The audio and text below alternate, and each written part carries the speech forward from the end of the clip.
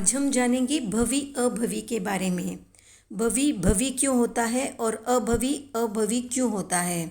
क्या भवि अभवि हो सकता है और अभवि भवि हो सकता है। क्या अभवि कभी मुक्त होगा, क्या अभवि कभी साधु बन सकता है, इत्यादि। सबसे पहले जानते हैं भवि कौन होता है और अभवि कौन होता है। भवि यानी जिसमें मोक्ष जाने की योग्यता होती है और अभवि यानी जिसमें मोक्ष जाने की या मोक्ष गमन की योग्यता नहीं होती। अब प्रश्न होता है कि उसमें मोक्ष गमन या सम्यक्त्व प्राप्ति की योग्यता क्यों नहीं होती।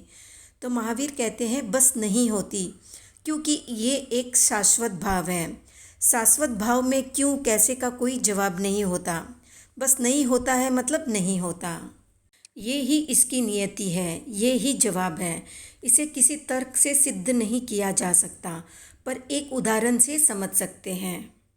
जैसे कोरडू नाम का जो धान है, उसको चाहे कितना ही अग्नि पर चढ़ाया जाए, पकाया जाए, वो बिल्कुल नहीं पकता।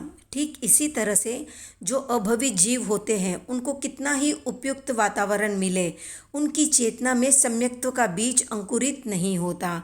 इसलिए वे मुक्त भी नहीं हो सकते और ना ही भवी हो सकते हैं। अब आते हैं भवी पर।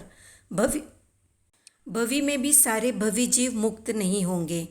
कई भवी ऐसे होंगे जो मुक्त होने की योग्यता होते हुए भी मुक्त नहीं हो पाएंगे। इसे भी एक उदाहरण से समझते हैं। पत्थरों में मूर्ति बनने की क्षमता होती है, पर हर पत्थर मूर्ति या प्रतिमा नहीं बन पाता।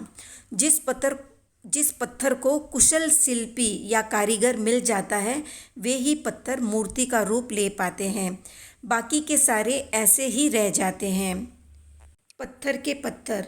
ठीक इसी तरह से जिन भवी जीवों को उपयुक्त वातावरण यानी द्रव्य क्षेत्र, काल, भाव, पुरुषार्थ, परिस्थिति एवं सुयोग्य गुरु का मार्गदर्शन मिलेगा, तो वे भवी मुक्त हो जाएंगे। और जिन भवियों को ये उपयुक्त निमित्त नहीं मिलेंगे, वे भवी होते हुए भी मुक्त नहीं हो पाएंगे, बस ऐसे ही रह जाएंगे। इसलिए ये संसार कभी भवी जीवों से मुक्त नहीं होगा।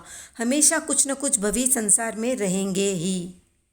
अभवी हमेशा मिथ्यात्वी ही होता है और उसके अकाम निर्जरा ही होती है, क्योंकि सकाम निर्जरा करे वैसी उसकी दृष्टि नहीं होती। अभवी 500 शिष्यों का गुरु तक बन सकता है, पर उसकी आत्मा में साधुत्व या गुरुत्व का कोई स्पर्श नहीं होता।